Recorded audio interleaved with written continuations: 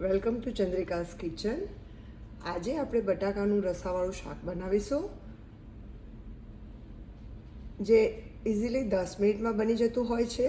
અને એમાં તમે જે પણ ઇન્ગ્રીડિયન્ટ નાખવા હોય એ નાખી શકો છો.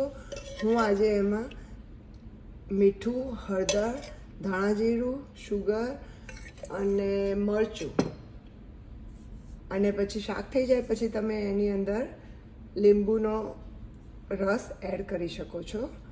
ઇઝીલી એકદમ 10 મિનિટમાં થઈ જાય એવું આ શાક છે. ચાલો આપણે બનાવીશું. મેં 2 ચમચી તેલ મૂક્યું છે.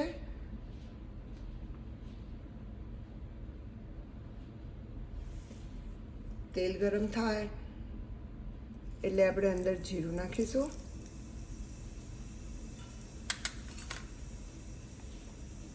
એક સ્પૂન હળદર નાખીશું.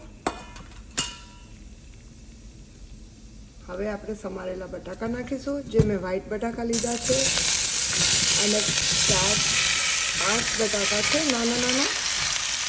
એમાં ઇઝીલી તમે 4 જણા ખાઈ શકો છો. હવે એમાં આપણે 1 સ્પૂન મરચું નાખીશું, 1 સ્પૂન ધાણા જીરું નાખીશું, 1 નાનું સ્પૂન ગરમ મસાલો નાખીશું,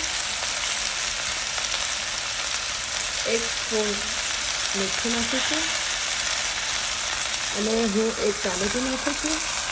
ટામેટું નાખ્યું છે, અને આપણે શુગર બી નાખી શકીએ છીએ, કાં તો ગોળ બી નાખી શકીએ છીએ. હું આજે ગોળ વાપરું છું. અને એને મિક્સ કરી દઈએ આપણે.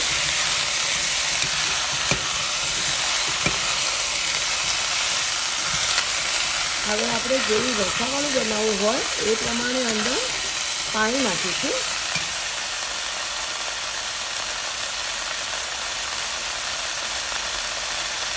હાફ ગ્લાસ જેવું પાણી નાખીશું અંદર.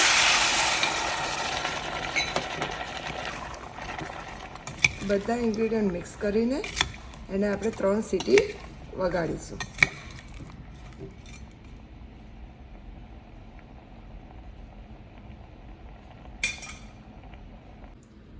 આપણું કુકર ઠંડુ થઈ ગયું છે. હવે આપણે એને ખોલીશું, અને આપણું બટાકાનું શાક રેડી છે.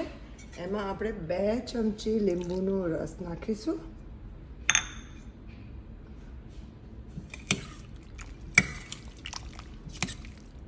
અને શાક આપણું રેડી છે.